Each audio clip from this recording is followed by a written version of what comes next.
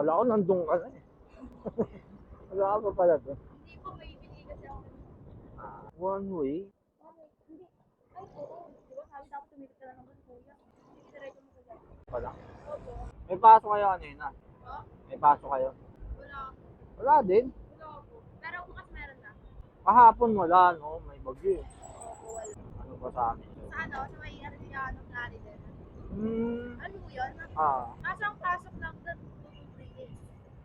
2 to 3 days? Opo. Wednesday to Friday. Hmm, Tapos ano, Monday to Tuesday yung ano yung mas. yung walang pasok. Opo. Opo. Kaya natapos. Mga matured yung mga tao dito sa Maynila. Tipid ka, no? Alam ko, nagdodorm ka rin eh.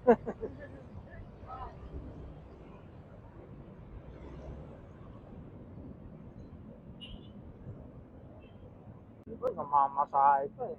Pasko na dito sa inyo. Ay ma'am, kaway ka muna sa vlog ko. Ano, si kuya talaga meron palang vlog. Sabi ko na eh, meron talaga eh. Kaya ang iningitihan ko lang eh. Kuya, baka mamaya ang pangit ko dyan ha. Maganda kumuha yan, ma'am. Kahit Ayoko yung rin- pangit, gumaganda, ma'am. Pwede ko yung page mo kuya. Sige mo. Pa-post mo ba yan? Oo. Ano?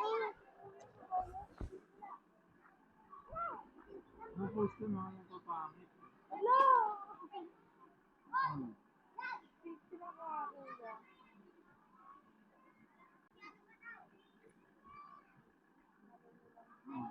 Kuya pala.